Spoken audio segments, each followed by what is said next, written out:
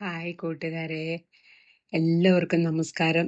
ഞാനിപ്പോൾ നിൽക്കുന്നത് എൻ്റെ ഇടവകപ്പള്ളിയും മാമോദിസ പള്ളിയും കൂടിയായ കടമറ്റത്തച്ഛൻ്റെ അതിപുരാതനമായ സെന്റ് ജോർജ് ഓർത്തഡോക്സ് സുറിയാനി പള്ളിയിലാണ്. ഈ പള്ളിയെക്കുറിച്ച് എനിക്ക് പറയാനുള്ളത് എൻ്റെ വല്യമ്മച്ചി എനിക്ക് പറഞ്ഞു തന്നിട്ടുള്ള കഥകളാണ്.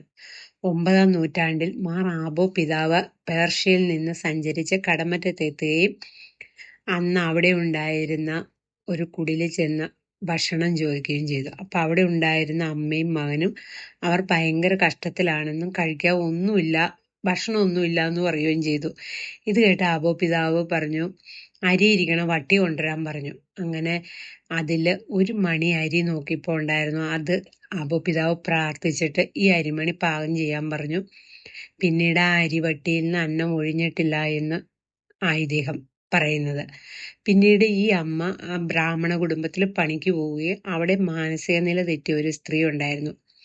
ഒരു സിദ്ധം കടമറ്റത്ത് വന്നിട്ടുണ്ടെന്നും ആ സിദ്ധന്റെ അടുത്ത് ചെന്ന ഈ ഇത് ഭേദമാകുമെന്നും പറഞ്ഞു. അവരവിടെ പിതാവിനെ കാണുകയും അപ്പോൾ സുഖപ്പെടുകയും ചെയ്തു.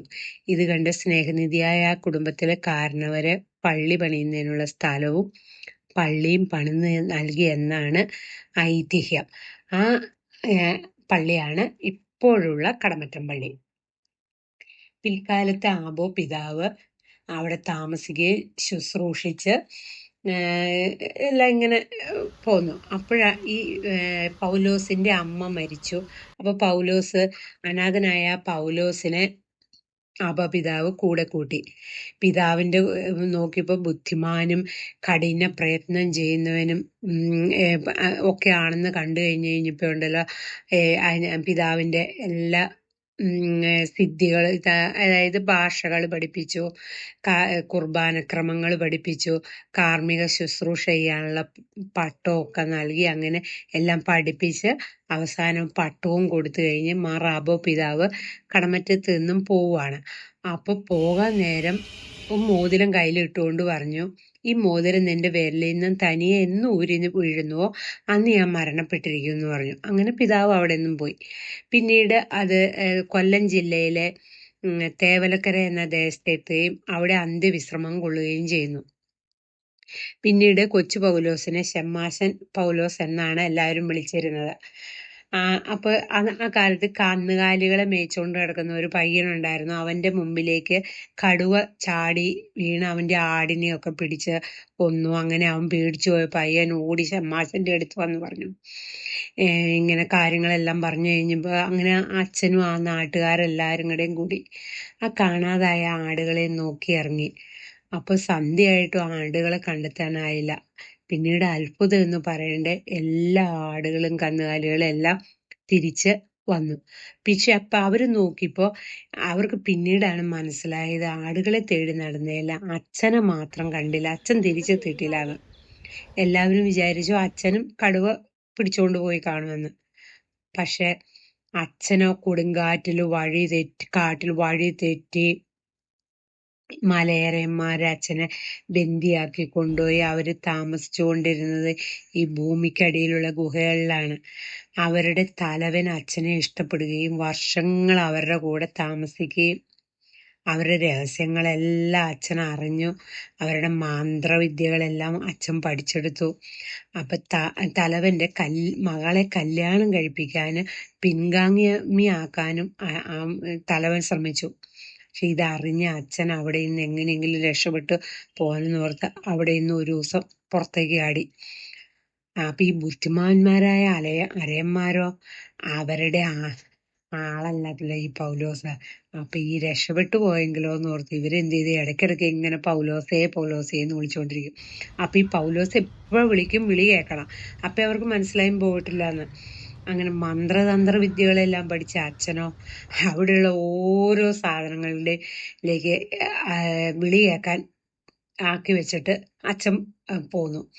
അങ്ങനെ അവിടെ നിന്ന് അച്ഛൻ രക്ഷപ്പെട്ട ഒരു ഗുഹ കണ്ട് അതിലൂടെ കയറി വന്ന അച്ഛൻ പിന്നീട് പള്ളിയില് ശുശ്രൂഷ ആരംഭിച്ച് അങ്ങനെ പള്ളിയില്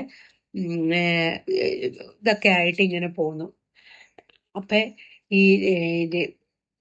ഈ രക്ഷപ്പെട്ടു പോകുന്ന ആ ഗുഹയാണ് പിന്നീട് പോയോടംപള്ളിയുടെ സൈഡിലുള്ള കിണറായി മാറിയത് എന്നാണ് ഐതിഹ്യം. ആ കിണർ ഇപ്പോഴും അവിടെ ഉണ്ട്.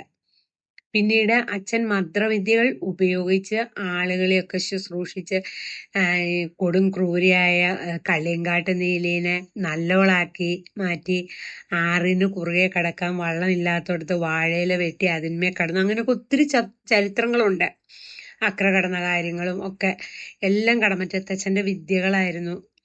അവിടുന്ന് പഠിച്ചിട്ട് പോകുന്ന വിദ്യകളെല്ലാം നല്ലതിനായിട്ട് അച്ഛൻ പ്രയോജനപ്പെടുത്തി. എല്ലാവരും എന്താവശ്യത്തിനും അച്ഛനെ വിളിക്കും.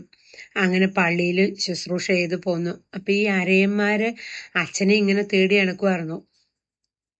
അവരെ കാണാൻ വേണ്ടി ഇങ്ങനെ നടന്നപ്പോൾ അവര് അങ്ങനെ അന്വേഷിച്ച് കടമറ്റത്തെത്തുകയും അച്ഛനെ അവര് കണ്ടുപിടിച്ചു. ഇവരുടെ ശക്തിയും ബലത്തെയും ഒക്കെ നന്നായി അറിയാവുന്ന അച്ഛനും അവരിൽ നിന്ന് ഓടി രക്ഷപ്പെട്ട് കടമറ്റം പള്ളിയുടെ മുമ്പിലെത്തു. പൂട്ടിക്കിടന്ന പള്ളിയുടെ മുമ്പിൽ നിന്ന് എൻ്റെ മാതാവേ എന്ന് വിളിച്ച് കരഞ്ഞ്, അപ്പൊ ഈ പള്ളിയുടെ വാതിൽ താനെ തുറന്നു എന്നാ പറഞ്ഞ്. അങ്ങനെ ഈ അച്ഛൻ അകത്ത് കടന്നു. അപ്പൊ ഈ പുറകെ എത്തിയ അരയന്മാരോ അകത്തേക്ക് കടക്കാൻ പറ്റാതെ ഈ വാതില് തന്നെ അടഞ്ഞു. അപ്പൊ ഈ അച്ഛനകത്ത് കിടന്നു. അപ്പൊ ഇവർക്ക് ഭയങ്കരമായിട്ട് കലിവുണ്ട്, അച്ഛനെ കിട്ടിയില്ലല്ലോ. ആ അരയന്മാര് ചങ്ങല കൊണ്ട് വാതിൽ ആഞ്ഞടിച്ചു എന്നാണ് പറയണത്.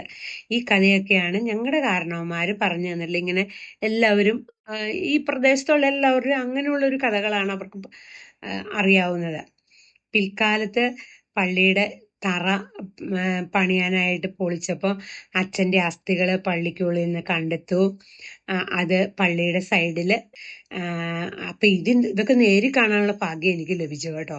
കാരണം ഞാൻ അതെല്ലാം ആ പള്ളി പോയി കണ്ടതായിട്ട് എനിക്ക് നല്ല ഇതുണ്ട്.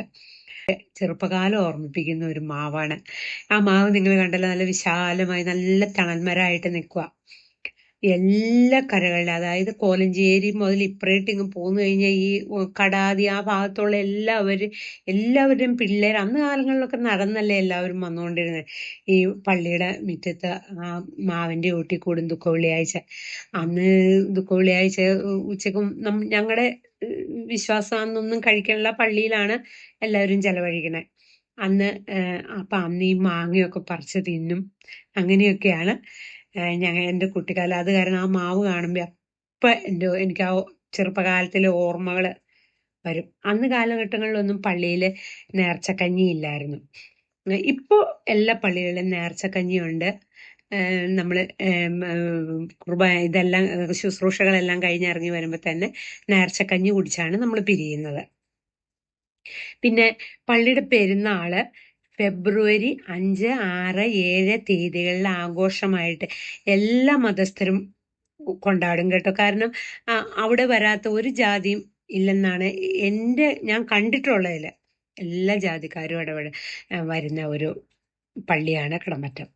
പിന്നെ മെയ് 5, 6, 7 തീയതികളിൽ ഗീവർഗീസായരുടെ ഓർമ്മ പെരുന്നാളും കൊണ്ടാടും. എന്തെങ്കിലും അത്യാവശ്യ സന്ദർഭങ്ങളിൽ, അതായത് എവിടെയെങ്കിലും പോകേണ്ട എന്തെങ്കിലും ഒരു ഇതൊക്കെ വരുവാണെങ്കിൽ മാത്രമേ ഞാൻ അത് മുടക്കാറുള്ളൂ. അല്ലെങ്കിൽ പെരുന്നാളും ഗീവർഗീസായരുടെ പെരുന്നാളും ഞാൻ മുടക്കാറില്ല. നേർച്ച സദ്യ കഴിക്കാത്ത ഒരാൾ പോലും ഏത് മതത്തിൽപ്പെട്ടവരായാലും ഇല്ല എന്ന് തന്നെയാണ് എനിക്ക് പറയാനുള്ളത്.